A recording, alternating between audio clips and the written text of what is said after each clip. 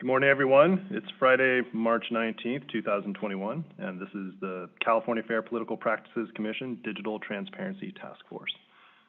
Ms. Linker, would you please call the roll? Mr. Brokaw? Present. Ms. Davis? Mr. Heller? Here.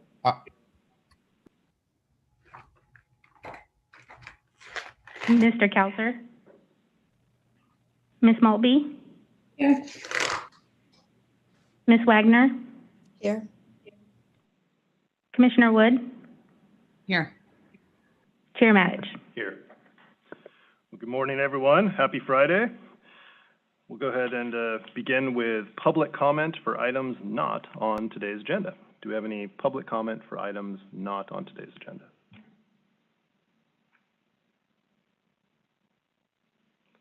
Hearing and seeing none, we'll proceed to our substantive agenda. Before we move to item 2, I just wanted to let task force members know that this morning, unfortunately, we heard from Mr. Murphy from DTM Strategies, and due to circumstances outside of his control, he's not able to do his presentation today. So hopefully he'll be able to come back next month and do his presentation in April for us. So moving to item number 2, approval of our February 2021 meeting minutes. Do any task force members have questions or edits to the meeting minutes?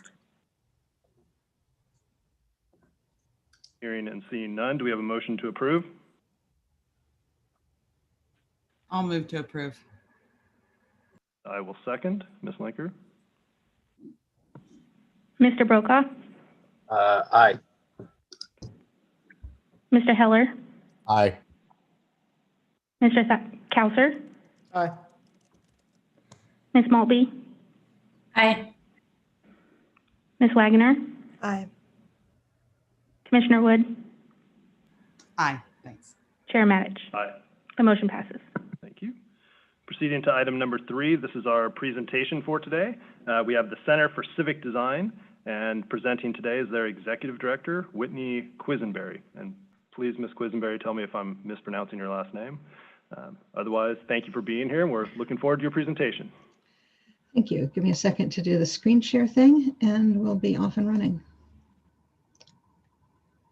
Come on. There we go.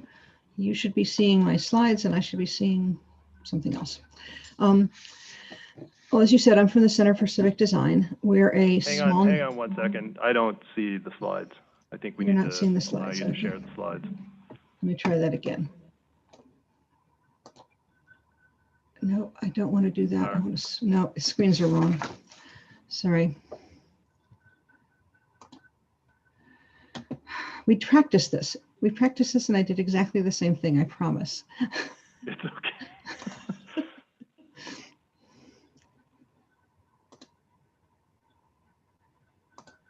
How about now?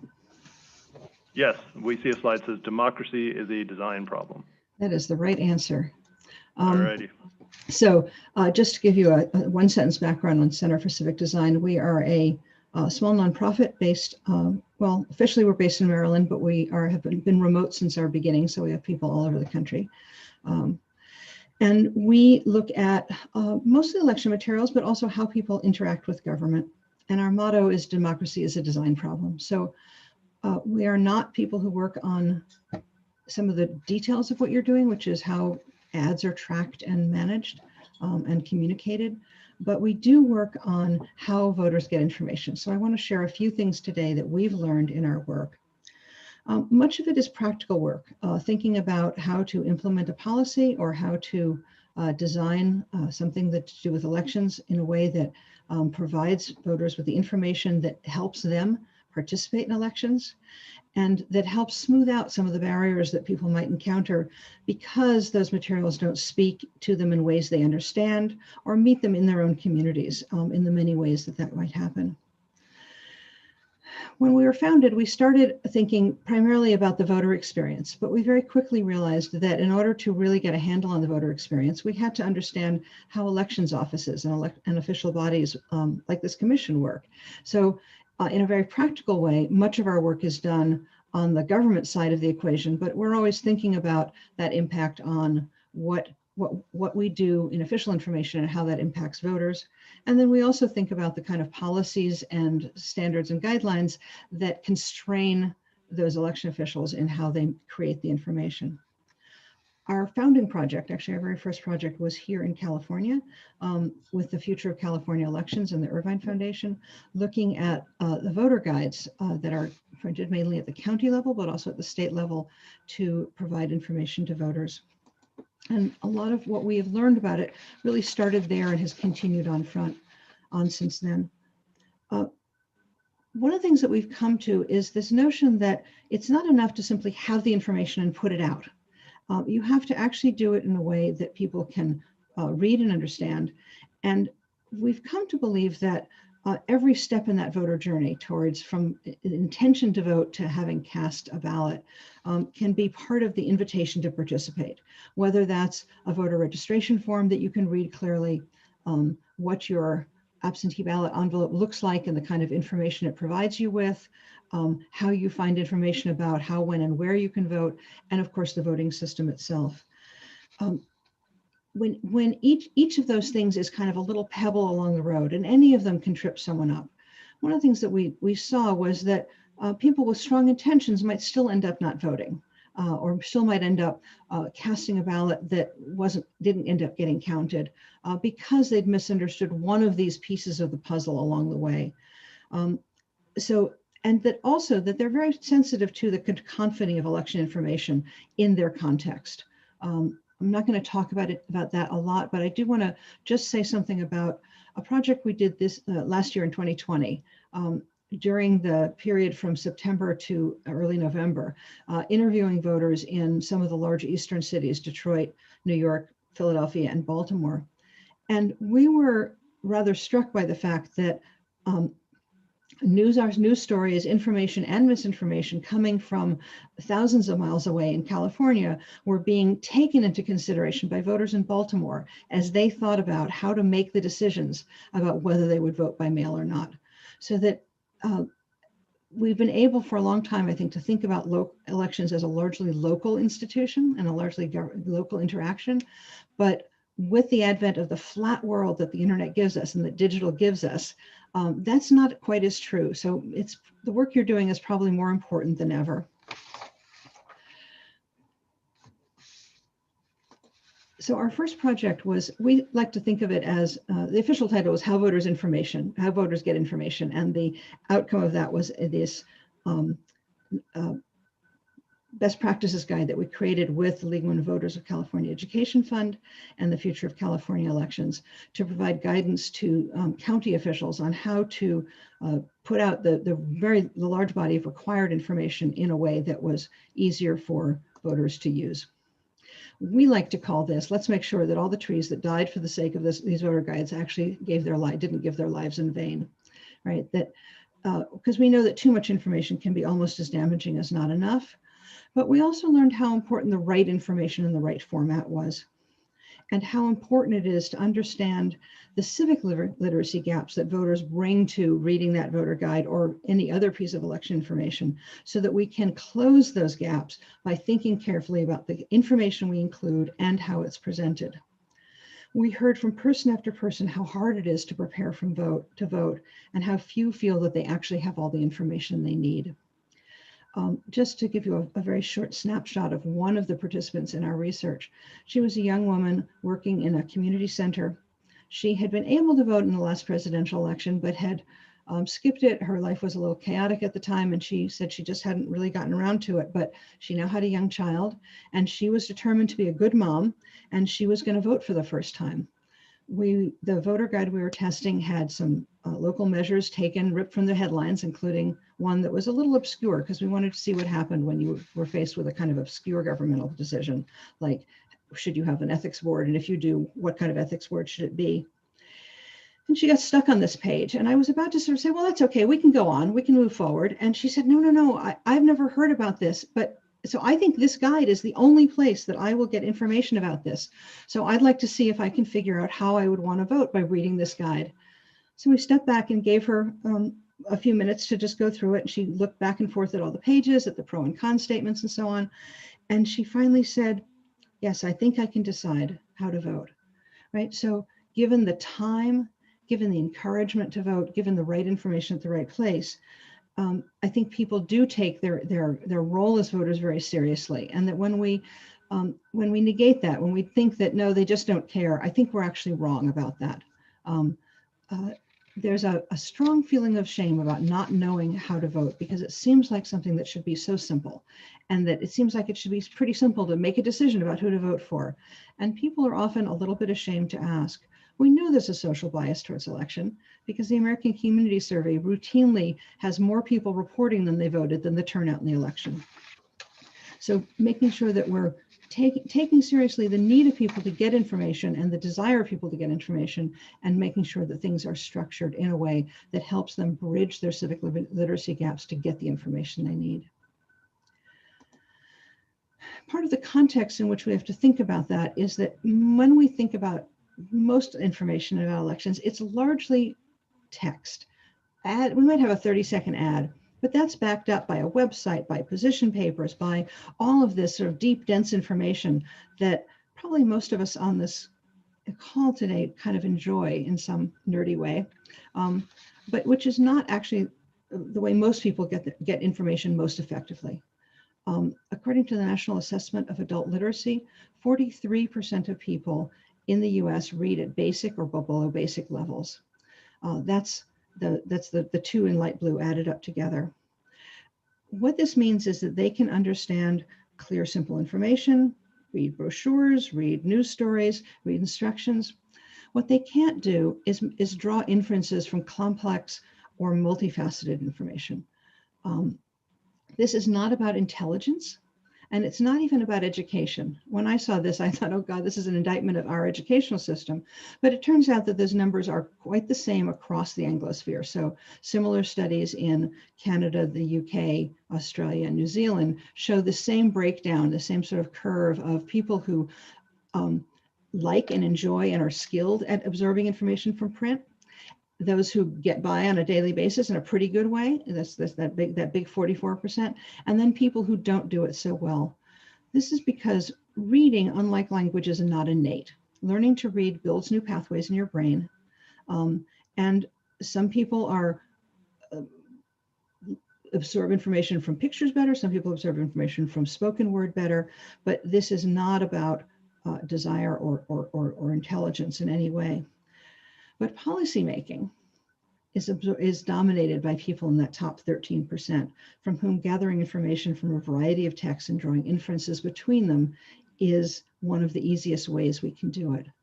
One of the challenges for us as designers working in this field and knowing this is that it's very hard to imagine what it's like not to be able to read if you are a good reader. We have had in usability testing study after study, we have seen a situation where we thought a word choice was pretty good. It was a simple, common English word, 1 or 2 syllables, no problems, except that in context, it became ambiguous, or in context, it became hard to understand exactly what it meant. And this is why we do so much of our work through usability testing, because we're trying to make sure that we see all the materials we create or help election offices create through the eyes of the people who are going to be most at risk of not understanding them when they're presented in printed form. We are also kind of devotees of plain language. Oops, where do we go? Here we go. And there's an international definition for this, which is it's not about grammar or the word choice. It's actually about use, whether people who need the information can find it, can understand it, and can use it. One of the other stories from that very first project, which, because we're still talking about it, you can see how important it was in our thinking about our work, was that as we were testing voter guides, we found that people really gravitated towards the Voter Bill of Rights that we included in it, to the extent of saying not only that it should be there, that it was important for them to know their rights, but that it needed to be the page immediately after the table of contents or immediately after the inside front cover if there was no contents, because it was that important. One day we were holding some studies at a adult literacy center at Berkeley. We had a gentleman who was reading the thing. He read the front cover, he read the letter from the Registrar of Voters. He got to the Bill of Rights, he read it slowly and carefully and somewhat painstakingly. And we asked him at the end what he'd learned. And he said, I think this says I can vote again. Because when he was young, he'd been incarcerated. He had never heard that California had liberalized its laws. Our League of Women Voters partner who was with us grabbed her laptop, leaped up, and registered him to vote on the spot. Right? I'm proud to say that he understands his role in this story because this led to a law that allowed the Secretary of State to update the language in the excellent California Bill of Rights to be easier to read. And we worked closely with the Secretary of State on that work. But more important than the text revisions we did was how we made sure we had it right. Working with the Secretary of State's office, a couple of partners, including the League, we conducted community review as a usability test. For a few days in Sacramento, we went to community centers, to libraries, to a community college. And if it had been a little warmer, we would have just set up outside and attracted people there by asking people to spend a few minutes with us reading the new text, telling them what they learned from it, telling them if there's asking if there's anything that was still confusing, and making changes as we worked. Every 3 or 4 hours, we would stop, think about what we'd learned, try something new, made dozens of changes during those days, and worked with some 80 plus participants, learning what worked for them. This wasn't just a practical solution. It was a way to actually make sure that we had covered some very broad demographics and reached out to a wide range of communities to make sure that we had gotten the 2 or 3 things that were really hardest to explain, provisional voting and what happens if you're in line at the end of the election day. There's 2 other concepts I want to cover, and one is this notion of just enough information at a time. Leslie O'Hlavahan, who's a plain language person in Washington, coined the phrase bite, snack, and meal to explain the concept progressive disclosure, which is that you want to give people the shortest possible information first, then take them to a little more of a summary, and then take them to full details, as opposed to what we all too often do, which is when someone asks a question, we just sort of throw the whole bucket of information at them. It overloads people. It requires inferences and leaps of knowledge, and it makes voters feel even more underprepared, disengaged, and not invited to elections because they're not smart enough, in their words, to read this information when we do that to them. I'm sure some of the people who have brought material to you have shown something similar to this. Is an example of progressive disclosure where you see an ad, you click on something that's available on the source of that ad, and you get an overlay with some basic information, and from there you can go on to deeper and more information. It's not a novel schema. The trick is going to be to take the time to really understand the wide range of voters and what it is that qualifies as the information they want to know first, and what information qualifies as things they would like to find out later. So that we're starting from what people want to know, we're making it minimal and unintrusive, but easy to find, writing it in clear and simple ways, and inviting them to exploration and discovery, rather than making them feel that they're forced into that and that it's simply disengaging. So getting this right takes listening, right? When we started using usability testing as community review, it seemed rather novel, but we've continued to do it with all sorts of material. And frankly, I can't imagine working in any way. It also is an opportunity to make sure that we've brought in voices from a wide diversity of people in the community, including those who are less engaged, who are not as likely to step up and come to a public meeting. This doesn't mean that you don't get input from those representatives of those communities who do come to public meetings, who do make comments, but that you want to make sure that you're also hearing from that mythical average voter themselves. Thank you. Thank you very much. Appreciate your presentation. Do task force members have questions for Ms. Quisenberry?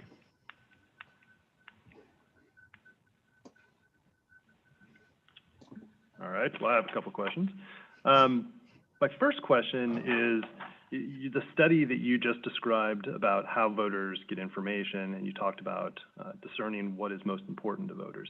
Have you done those types of studies specific to campaign ad disclaimers? or has it been more focused on ballot materials and, the ballot pamphlet? We haven't. Ads is not something we've done some work on, but we have done work on the kinds of information that California sends out and their equivalent in other states, describing both the mechanics of how you vote, but also when there's information about, say, ballot measures or candidates. I can say from that study that the physical amount of information people wanted was rather small, but they was very specific. They wanted to know a little bit about the person, they wanted to know what their top positions were, and they wanted to be able to dig deeper into it if any of those piqued their interest. All right. What would that type of a study, so suppose we wanted to do that type of a study specific to campaign ad disclaimers, and whether the current format is, too confusing, too overwhelming to voters, whether it's just right, we're not providing the right information, et cetera. What would that study look like mechanically? Mechanically, we did a lot of this work through intercepts by simply going places where voters were. I mean, literally to Christmas parties and the county resource centers where people are standing in line and have some free time. We've done things at DMVs. We literally walk the line and ask people if they're willing to spend a few minutes for us. We often pay them a little bit of money just as a sign of respect, and because it's an easier pitch to get people to say yes. We sit down with them. We provide a little bit of a story and a context to help them understand where they are. Like, here's something that might arrive in your mailbox, or you're on your screen, you're on your phone and you're looking at X and this comes up.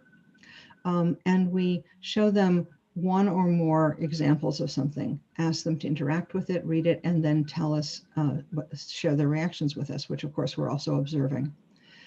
That might be a prototype, it might be something live. I would think that we'd want to do this, on screen, on a small or medium-sized screen, because it would be digital material. And we might test multiple choices. We might have one where it has very little information, or one where it has some very more denser information, and think about the range between too little and too much, because we want to get to the place where they've said, no, that's not enough, because we know where that boundary is. And we want to get to the place where they've said that's too much information on a screen at one time, because if you haven't hit those extremes, you don't know where the boundaries are. They're short, quick sessions. They take between 10 minutes and 30 minutes. We add it all up. We try to go to different places to get different people of different types. And we sum that up. I think the hardest part of this is not doing the research. It's actually deciding what you want to test to make sure that the materials you're testing with are going to elicit the kind of reactions. Not the specific reactions to them, but that it is representative of the range of materials you're considering in any regulations you put forward. All right, great, that's helpful. The other question I had for you is, going back to the framework you described, sort of the bite, the snack, and the meal, right? Which intuitively makes a lot of sense. My question, though, is when you present just a bite, how have you measured, and what have your observations been about people then proceeding to the next step? How many people go from a bite to wanting a snack to then ultimately consuming a meal? Oh, you absolutely want to be testing something where it may be not live, that is, it may be a prototype, but where they can click and go further, right? And go to something typical. And you want to ask, you want to make sure that they noticed that they could click through, okay? Because if they didn't see it, if they didn't find it, then they've made one kind of choice, they haven't made a choice. But then you want to go to the next material and you want to ask them, maybe before they click, what are you hoping to find there? And then when they read it, what is this here? In a way, we tested this with the pages that we created for the voter guide around local measures, right? There's a lot of material that's required. But we noticed that people were hitting those pages and just kind of skipping past it, not engaging at all with the measure information. So we created a first page that had, well, we didn't make up any new information. We couldn't create new things, but it had the text that would appear on the ballot. It had what yes and no meant from the county council, and it had who the signatories to the pro and con statements were. And what we found was that little bit of information was enough to get them to say either, yeah, I sort of understand what this is about and I know how I'm going to vote, or, oh, now I want to know more about it. And I think that young woman at the community center is a good example, because she looked at that and said, I have no idea how to make a decision. And on her own, without our pushing her, decided that she wanted to continue to read. So you're looking at whether they continue, how much they look at, what they look at. We can see that on a screen by seeing where they've scrolled. So it's actually a little bit easier even than on paper. Or we might create something where they actually have to click more than you might in the real thing just to see how much effort they're willing to put into finding more. Do you have a sense, just estimate-wise, how many people go from the bite to the snack? How many people feel that's necessary, percentage-wise? Depends on the material, right? If you're an experienced voter and you know that you're getting a ballot by mail and you get a pamphlet in the mail that says that there's an election on November 3rd, you may not need to know much more about the mechanics of election. If you're a brand new voter and you don't know where you're going to be voting, then you have more information needs. And what we want to do is make sure that the primary of those information needs are the first things you run into, so that you're encouraged to keep going, because we've thought about what questions you might have and have provided the answers to those questions right near the front of the book. Okay, great. All right. Any other task force members have questions? I do. So one of the things that I think we didn't dive into, Whitney, and I really appreciate how thorough and clear your presentation was that when this was done before, SB 505, the Voter Bill of Rights by Mendoza 2015, was where the specific language for how you would do this kind of review was written. And it was actually pretty open-ended because the legislation itself doesn't contain most of the detail about how community review is done. And so, you know, the League would be happy to provide examples of our support letter and some of the things that we said about that particular model. But Whitney, could you talk a little bit about how legislation is written to accommodate this kind of work and your experience with that? It's actually pretty easy. I mean, I think exactly what you said, which is to say the community review has to include usability testing with representative members of the community. By the way, while we're talking about it, I assume that these slides will be made available to you. There's a link in there to our write-up of doing that work, which includes the report that we submitted to the Secretary of State, so you can see what that report looks like. This is not quantitative work, right? We're not trying to predict the number of people who will do things, because we're talking about relatively small non-parametric data. What we're trying to do is understand the trends and why. And because we are usually doing this as we design something, we're trying to find places where we need to improve the presentation, the format, the text, whatever, so that people understand it better. So when you've changed the text 3 or 4 times during the course of this community review, you don't have percentage numbers. What you have is that we got increasingly fewer problems as we got closer to the final text. And of course, we're looking for things that are bad, right? If something causes a problem, that's much more obvious that it needs to be fixed than something not causing a problem, right? So we're looking for the reduced number of people who say they're confused, don't bother to read more, don't click through to anything, and so on. Great. I do have another question for you. Last month, we had a presentation from some folks who talked about the use of symbology as an alternative to using words in political ad disclaimers. And I'm wondering, have you guys looked at the use of symbology as either an addition to or a substitute for using words to convey information to voters? Yeah, we love simple symbols. I mean, just to do a perfectly obvious example, if you're doing a list of contact information, using symbols to differentiate between your mailing address, your email address, your telephone, and your fax, first of all, those symbols begin to work as bullets. They say this word and this thing go together. It sort of gives you a kind of count of how many things there are. If you're just absolutely determinedly consistent about how they're used, you start to learn them. You could add shape plus color plus whatever. I mean, so you can layer meaning into those symbols. The danger is when they are too many of them and they're too fine-tuned, right? The difference between a cell phone call and a physical office phone call might be hard to discriminate if you only have symbology. But if you think about the things you most want to separate and people to see the differences in, you know, category A, B, and C, then having strong symbology that goes along with them, or icons that go along with them and always appears with the words, is actually quite helpful. Could I ask you to give the stop sign example? I thought that was a great story, and I think that would be particularly relevant. Sure. We were doing some, well, I'm thinking of the California projects a lot, but we have actually done quite a bit of work here. When we started working on automatic voter registration, we've actually been part of almost every state's implementation, starting with Oregon, and not the only one we didn't work on was Georgia's. But we were working on the renewal by mail forms that include a section on voting. And some of the immigrant rights advocates suggested that there should be a big red stop sign at that section to make it clear to people who are not US citizens that they should not be reading or filling in this section.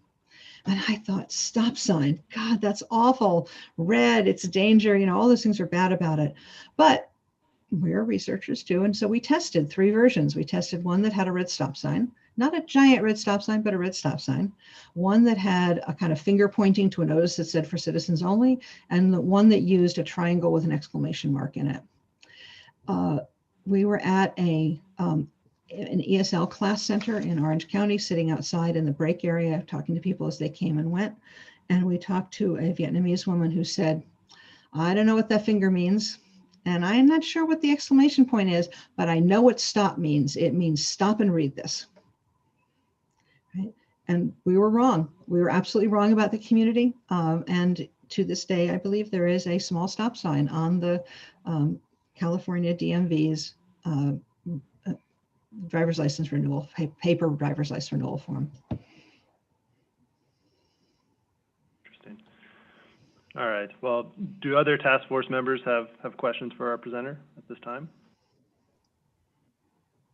I do. Commissioner Wood? I would like to hear you talk more about the intersection between voter knowledge and like voter prior understanding of what the politics in their area are, right? Who's running, what the political leanings are of the candidates, or what they should be seeking out of the ballot initiatives, right?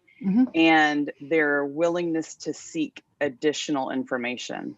So there's a few papers on this in political science, including this draft I've had languishing for a long time. But, I find that when people are low information, they're just less likely to engage generally.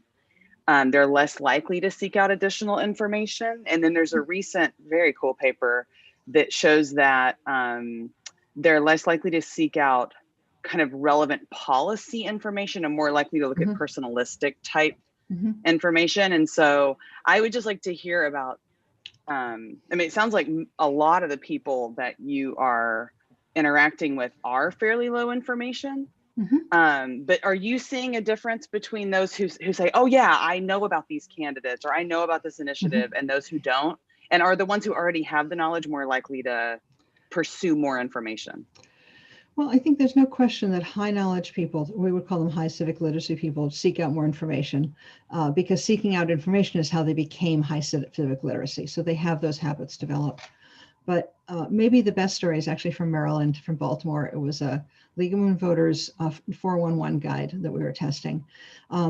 In it, they ask candidates a battery of 4 to 5 questions, and they have small snippet answers, which you can then expand to read more. And we had a young kid, he was about 19. He had a cracked screen mobile phone, not unlike mine that I carried for a couple of years, where it was too cheap to get a new one. But he started reading, and he'd figured out that he could swipe sideways to go between candidates. So we'd open up one of the questions and he'd swipe sideways between them, back and forth and back and forth. And we left him alone for quite a long time, looking. And he looked up at me and he said, is there something wrong with the Chesapeake? Because they're all talking about the Chesapeake, and I've never heard anything about this. And we sent him back to the phone to see what he could find. And indeed, there was a measure being proposed, or it's actually quite a big issue in Maryland, that the Chesapeake has finally been cleaned up to the fact that you can now eat oysters out of it, which is kind of remarkable progress. And his final comment was, I got to tell my friends about this, right? So even just seeing this short snippet of information that something was wrong with the Chesapeake, and that the politicians wanted to do something about that. And he went back and forth across the mayoral candidates, looking. That was enough to get him saying, there's something here that I don't know about that maybe I ought to. That's really helpful because it helps me to think about the kind of user, like that kind of marginal user who would actually make use of the information, right? Like our job is probably not to get everyone to use it, but the marginal person, right, right there who would, really benefit is who we should target. And I think something important was that the league had very carefully edited those responses, and they were about half of a cell phone screen, right, at a reasonable font size. It wasn't 3 or 4 screens of information, nor was it 1 line of information. It was enough to see that there was an opinion on this issue and that there were differing opinions about it. Yeah, that's cool. In the paper that I've got languishing, I gave a little table of the top donors to a ballot initiative. It was like only 4 lines, and I got some engagement. But anyway, thank you. That's really interesting. I actually found this in a college admissions brochure that we worked on, where the psychology department gave us 7 pages of information they wanted put online. And we trimmed it down to 3 paragraphs, and the students said 1 paragraph would have been just fine. That the first paragraph was really all they read, because what they wanted to know was, what's psychology about, and what's the difference between psychology and child development, right? Which course am I looking for? And they weren't looking for everything about the psychology department yet. They were looking for enough to point them to which department they should be investigating to learn what they wanted to know about the courses they were going to take.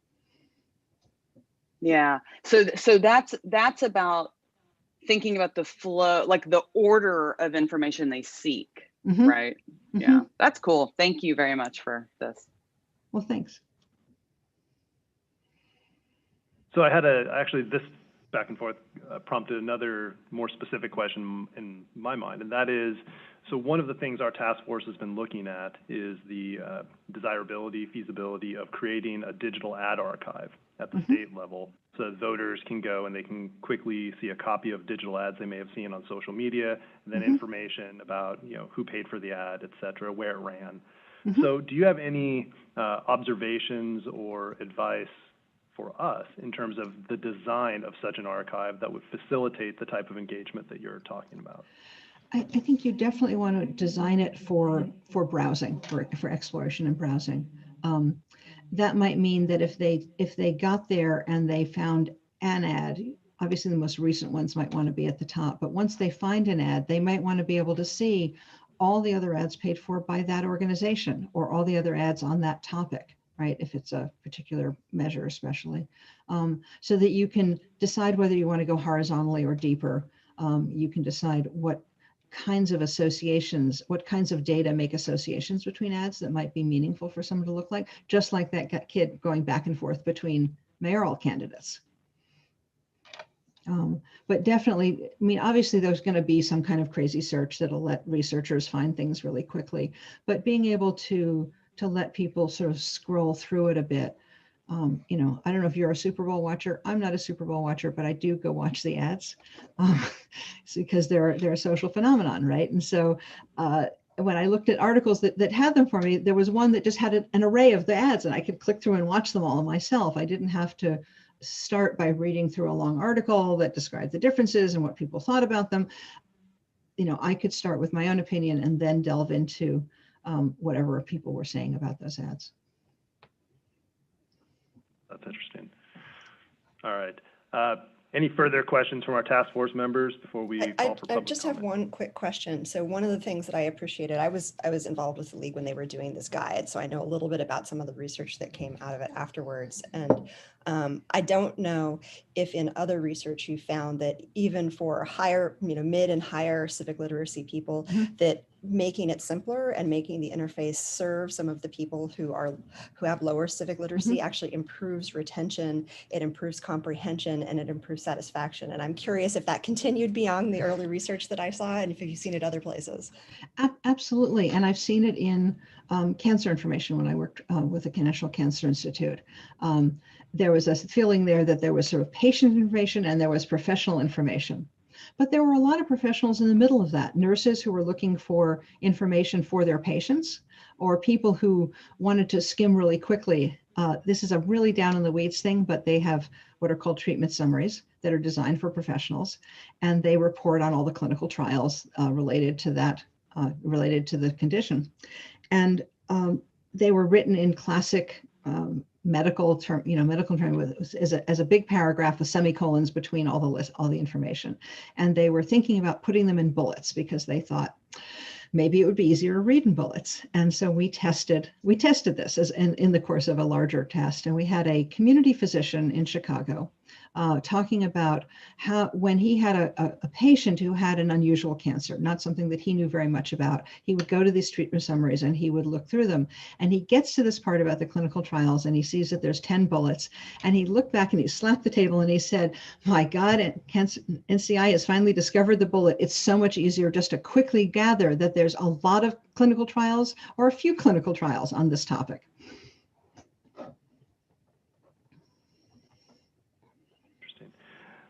All right. Well, thank you very much again for your presentation. Very informative.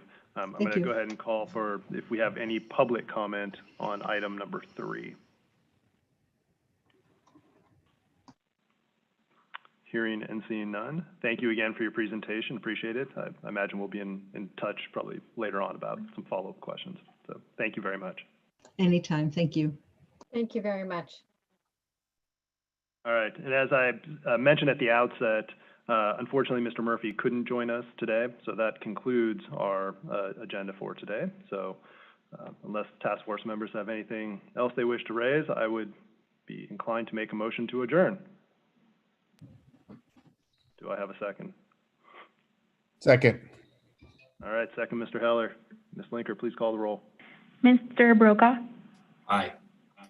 Ms. Davis, Aye. Mr. Heller, Aye. Mr. Kauser, Aye. Ms. Mulvey, Aye. Ms. Wagner, Aye. Commissioner Wood, Aye. Chair Matich. Aye. The motion passes. Thank you, guys. We'll see you next month. Take care. Bye.